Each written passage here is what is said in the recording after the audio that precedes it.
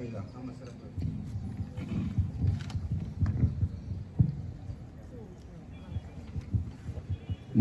பணியில் இருந்த போதிலும் கூட பணிச்சுமைகளுக்கிடையே நம் நகரை மதித்து இன்றைய சிறப்பு விருந்தினராக உரையிருந்திருக்கும் டாக்டர் ஏ இளவரசி பிடி அவர்கள் இன்று நம்முடைய சிறப்புரையாற்ற அன்போடு அழைக்கின்றோம்.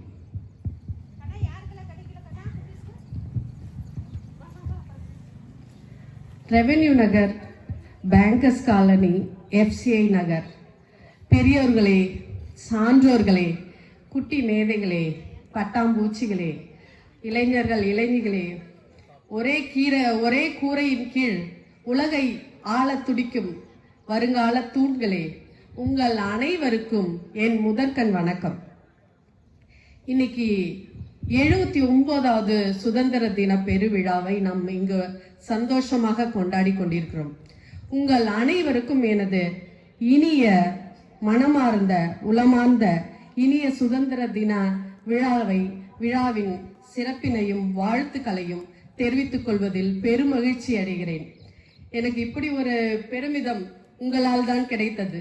ஒரு கொடியேற்றும் வாய்ப்பு என்பது நம் வாழ்க்கையின் எவ்வளவு பெரிய உயரிய சலுகை, எவ்வளவு பெரிய உயரிய பெருமை அப்படிங்கிறத நான் இன்னைக்கு ஃபீல் பண்ணிட்டேன். எனக்கு கண்ணில் ஆனந்த கண்ணீர் தான் வருகிறது. இந்திய திருநாட்டின் கொடியை ஏற்றும் அந்த ஒருவருக்கும் எவ்வளவு பெரிய ஒரு தியாகமும் பெருமையும் இருந்திருக்கும் என்பதை இன்று என்னால் உணர முடிகிறது. ஸோ உங்கள் அனைவருக்கும் முதற்கண் என் நன்றியையும் பாராட்டுகளையும் தெரிவித்துக் கொள்கிறேன். இன்னைக்கு 79 சுதந்திர தின விழாவை கொண்டாடி கொண்டிருக்கிறோம். இதுல 78 ஆண்டுகள் நிறைவடைந்து விட்டன. ஆம், 78 ஆண்டுகளில் நாம் சந்திரயானை மேலே ஏற்றி பிரக்யான் ரோவரையும் லேண்டரையும் விக்ரம் லேண்டரையும் வைத்து இன்று நம்ம மேலே இருந்து கீழே பார்த்து கொண்டிருக்கிறது. உலக கண்ட்ரிகள் அனைத்தும் மேல் நோக்கி பார்த்து கொண்டிருக்கிறது. நாம் அடைந்த சுதந்திரத்தின் ஒரு பாலத்தின் வெற்றி அல்லவாது. உண்மையே சொல்ல போனால் நமது வெற்றி என்பது நமது முன்னேற்றமும், நமது சமுதாயத்தின், நமது மக்களின் முன்னேற்றமும், நமது குழந்தைகளின் வருங்கால முன்னேற்றமும் தான். சோ அதில் நாம் வெற்றி அடைந்து இருக்கிறோம். ஆனால் இதே மண்ணில் இன்று நாம் அனைவரும் ஒன்று சேர்ந்து கொடியேற்றி பெருமிதத்துடன் கொண்டாடி கொண்டிருக்கிறோம். ஆனால் இதே மண்ணில், இதே தேசத்தில் நம் முன்னோர்களுக்கு, நம் மூதாதையர்களுக்கு, நமது தாத்தா பாட்டிகளுக்கு இந்த உரிமையும் சந்தோஷமும் கிடைத்திருக்கிறதா? கொஞ்சம் யோசித்து பார்ப்போமா? அதாவது அவர்களுக்கு எத்தனை துயரங்கள், எத்தனை இன்னல்கள், எத்தனை துன்பங்கள் அவர்கள் கடந்து வந்திருந்த பாதை நம்ம எல்லாரும் அறிந்ததே. நிறைய பேரை பத்தி நம்ம கேள்விப்பட்டிருக்கோம். 1900 அதாவது இந்த சுதந்திரம் 200 ஆண்டுகளா ஒரு தலைமுறையா போராடி கொண்டிருந்தோம். நம்ம ஒருவர் இருவர் அல்ல, 1000 மக்கள், 10,000 மக்கள், லட்சக்கணக்கான மக்கள், நம்ம இந்தியர்கள் அனைவரும் மிகவும் அறுபாடுபட்டு இந்த சுதந்திரத்துக்காக போராடி உள்ளார்கள். எனது தாய் தந்தையர் கூட சுதந்திரத்துக்கு முன்னாடி பிறந்தவர்கள் தான். ஒரு சில விஷயங்களை அவங்களும் சொல்லியிருக்காங்க. நம்ம பிரிட்டிஷ்காரங்க குதிரையில வரும்போது நாங்க ஆண்மகன்கள்லாம் ஓடி ஒளிந்து கொண்டோம் அப்படிங்கிற ஒரு நினைவு கூட சொல்லியிருக்கிறார். ஆனா இந்த மண்ணில், இந்த தேசத்தில், இந்த மண்ணில் அந்த உரிமையை பெறுவதற்கும் ஒரு 4 பேர் கூடினா தப்பு, 4 பேர் நின்னா தப்பு.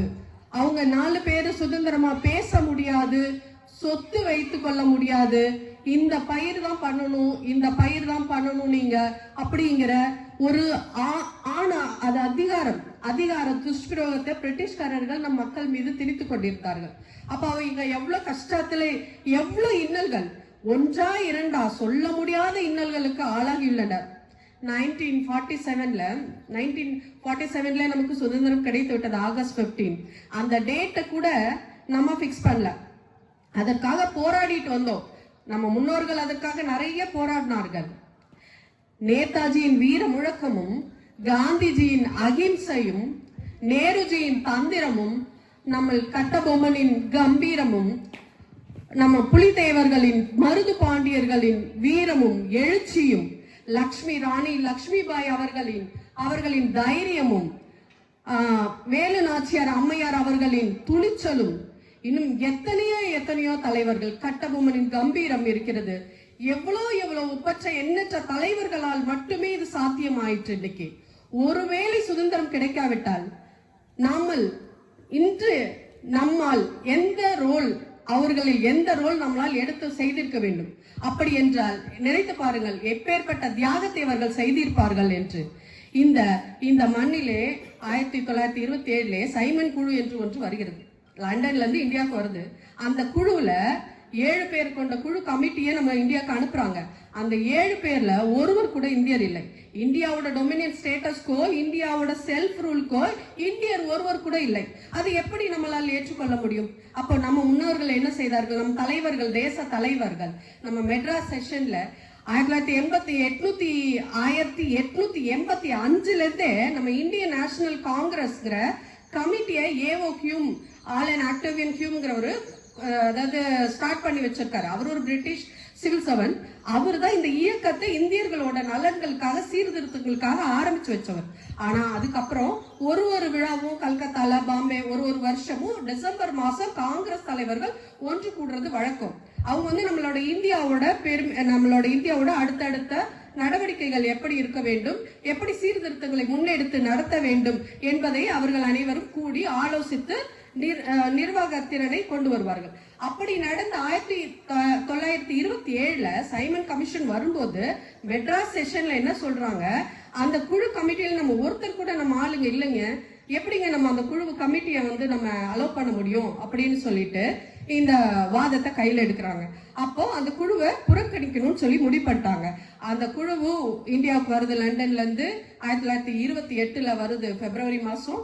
அப்போ அந்த சைமன் குழுவை உள்ள யாரும் விடுறதுக்கு அவங்களுக்கு ஒரு மனப்பான்மை கிடையாது இந்தியர்களுக்கு. ஏன்னா என் மண்ணுல எனக்கு கொடுக்க வேண்டிய சீர்திருத்தங்கள்ல நீங்க ஏதோ முடிவெடுக்கிறது அப்படின்னு சொல்லி ஒருவர் கூட அலோவ் பண்ணல.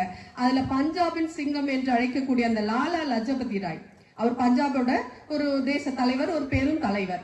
அவரை என்ன சொல்றாங்க, எல்லாருமே பேனர் வச்சு அலோவ் பண்ணல, அவங்கவுங்க ஏரியால யாரும் உள்ள வரக்கூடாது அப்படிங்கிற மாதிரி அவங்க போராட்டம் பண்றாங்க. அப்போ ஒரு நாட்டின் ஒரு பகுதியிலையும் போராட்டம் நடக்குது. அப்போ லாலா லஜபதி அவர்களை ஒரு சாண்டர்ஸ் அப்படிங்கிற பிரிட்டிஷ் போலீஸ்காரர் ஒருத்தர் அவர் பிரிட்டிஷ் போலீஸ் ஆபீசர் அவரை அடித்து கொன்று விடுகிறார். அவர் ஒரு கொஞ்ச நாள் இருந்துட்டு ஒரு 10-15 நாளில் இந்த அடிப்பட்டதினால் இறந்து விடுகிறார். அப்போது பகத்சிங் என்ற ஒரு இளைஞர், 24 வயது இளைஞர், அவர் எத்தனை கனவுகளோடும் எண்ணங்களோடும் இருந்திருப்பார் நினைத்து பாருங்கள். அந்த 24 வயது இளைஞர் அன்று அவரும் பங்கா அப்படிங்கிற இடத்துல பிறந்தவர். அவர் இப்போ இருக்கிற பாகிஸ்தான் ஏரியாவில் பிறந்தவர். அவருடைய தந்தை கிஷன் சிங்கும் தாத்தாவும் ஆரிய சமாஜம் ஃபாலோ பண்றாங்க. அவர் ஒரு ஆன்மீகவாதியா தான் வளர்த்திருக்காங்க. பகத்சிங் என்ன பண்ணிட்டாங்க, பகத்சிங்க நீ புரட்சி எப்படி கையில எடுத்திருக்காரு அப்படின்னா, வீட்டை விட்டு வெளியேறி நாளடைவில் ஒரு புரட்சியாளராக மாறி இருக்கார். இப்ப காந்திஜி எப்படி அகிம்சை கையில எடுத்தாரோ அதே மாதிரி பகத்சிங் புரட்சி கையில எடுத்துட்டாரு, ஆயுதத்தை கையில எடுத்துட்டாரு.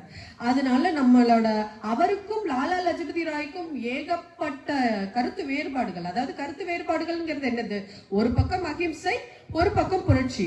நம்ம we cannot say them as a terrorist, நம்ம அவங்கள ரெவல்யூஷனிஸ்ட் தான் சொல்லணும். 2 பேரோட நோக்கமும் ஒண்ணுதான்.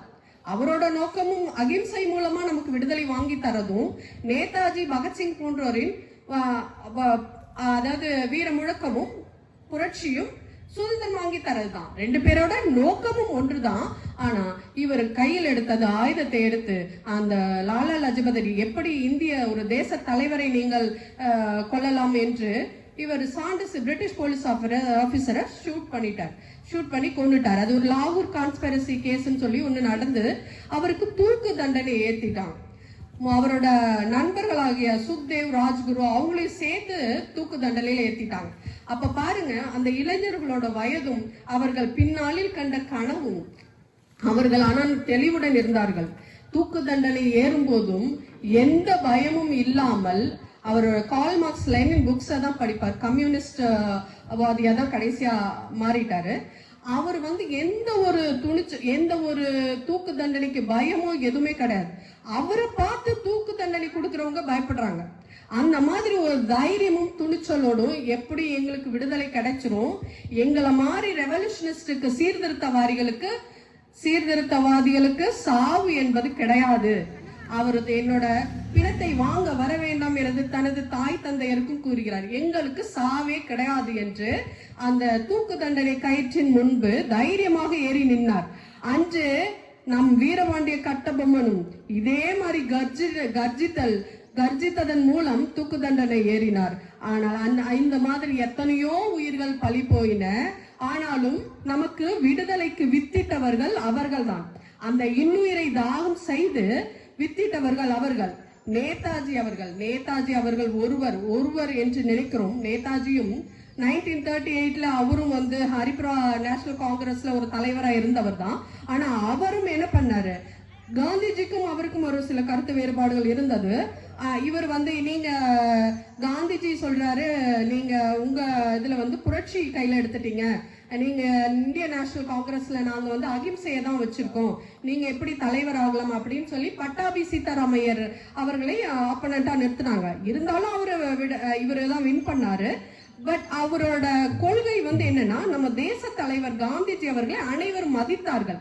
அதனால தேச தலைவர் காந்திஜி வந்து ஒரு மாஸ் லீடர். அவர் வந்து எது சொன்னாலும் நம்ம எல்லாரும் ஒத்து போய் நம்மளோட கண்ட்ரியில ஒரு ஒற்றுமையை காமிச்சாங்க. இன்னைக்கும் நம்ம வின் பண்றதுக்கு காரணமும் நம்மளோட ஃபியூச்சர் நல்லா இருக்கிறதுக்கு காரணமும் யூனிட்டி இன் டைவர்சிட்டி தான். இன்னைக்கு நமக்கு சுதந்திரம் கிடைத்து 78 ஆண்டுகள் முடிவடைந்து விட்டன. ஆனா இன்னைக்கு நம்மளோட தேசபக்தி என்பது என்ன?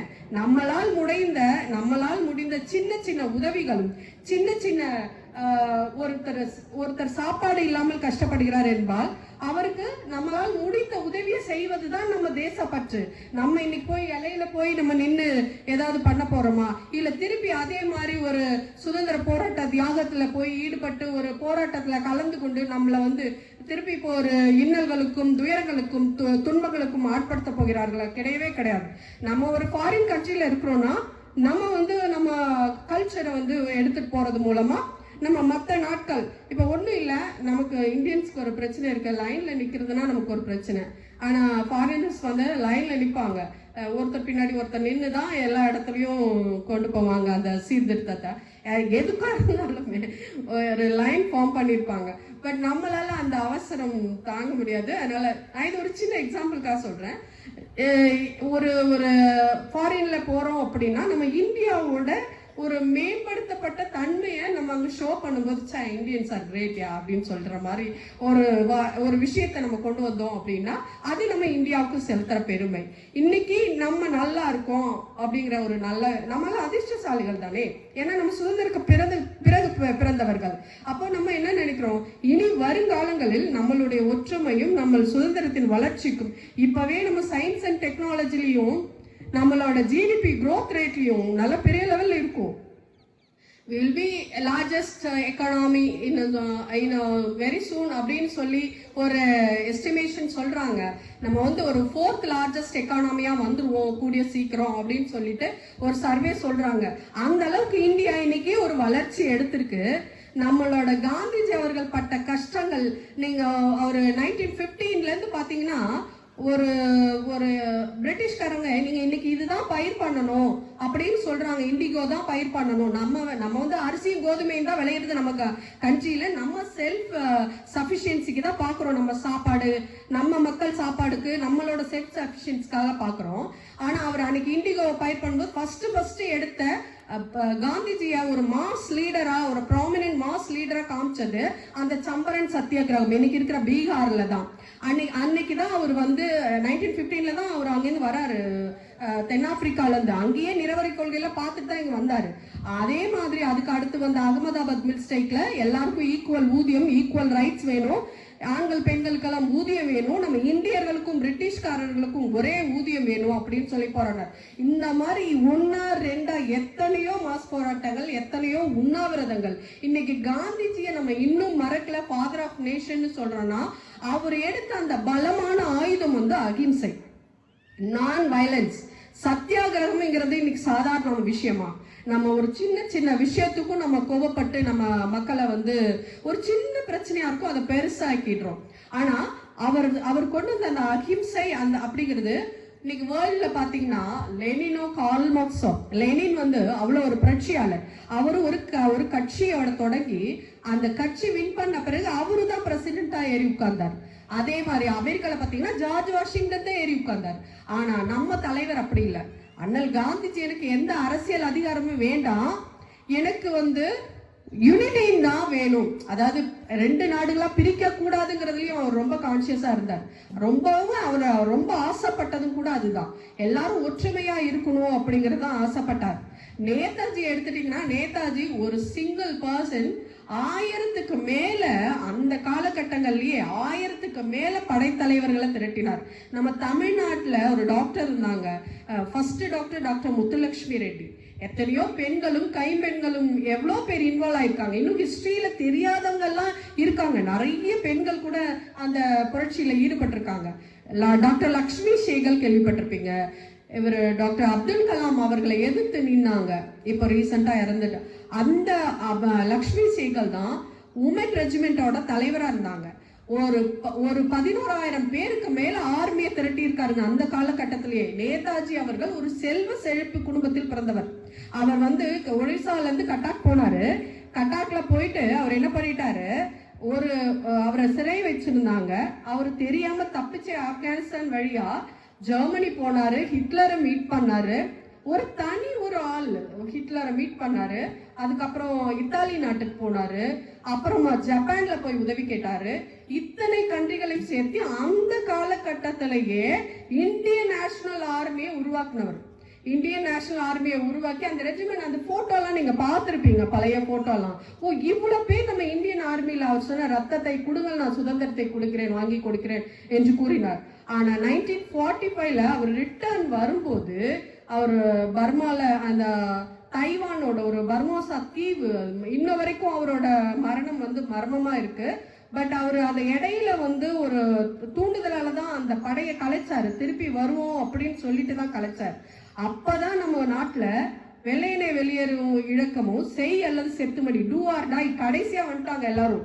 எத்தனையோ தலைவர்கள் பால கங்காதர திலகர், கோபாலகிருஷ்ண கோகலே, பால கங்காதர திலகர் சொன்னாரு, birth right is my freedom, freedom is birth right, I shall have it சொன்னார்.